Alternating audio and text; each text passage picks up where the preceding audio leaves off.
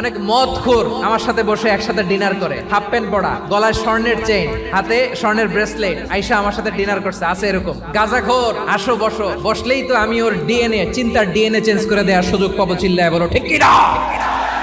আমার অনেক হিন্দু পরিচিত ভাই আছে, ওরা আমাদের ইফতারির প্রোগ্রামে এসে একসাথে ইফতারি করে। বিশ্বনবী ইহুদির বাড়িতে গেলেন, আর আমার মুসলমান ভাই আমার কাফের বলে, এরকম আছে না নাই? মুসলিমরা দেখতে পারে না, সহ্য করতে পারে। বিষ্ণু ইসা ইসলামের খাদেম ছিল ইহুদি, এতদিন খেদমত করলো, একদিনও বিশ্বনবী ওরে কালিমার দাওয়াত দেয় নাই। কারণ কি? বিশ্বনবী একটা ভালো সময়ের অপেক্ষা করতেছিলেন, দায়ী সুযোগ খুঁজে কখন দাওয়াত দিলে ব্যাটে বলে হবে, ঝোপ বুঝে কোপ মারে। বিষ্ণু ইসা ইসলাম ভালো সময়ের অপেক্ষা করতেছিলেন, দেখি আস্তে আস্তে এমন সময় আসছে, ছেলে এবার মুমূর্ষ, যখনই টাইমিং পেয়েছেন দাওয়াত দিলেন, পড়ো লা ইলাহা ইল্লাল্লাহ। প্রতিবেশী ইহুদি হোক হিন্দু হোক, যাবেন, সুসম্পর্ক রাখবেন, উপহার দিবেন, বিপদে পাশে দাঁড়াবেন। অসুস্থ হইলে একটু আপেল নিয়ে যান, আঙ্গুর নিয়ে যান। ইসলামের বিউটি দেখে, সৌন্দর্য দেখে অবাক হবে, নসিব ভালো হলে কোনোদিন কালিমা পড়ে মুসলমান হয়ে যাবে।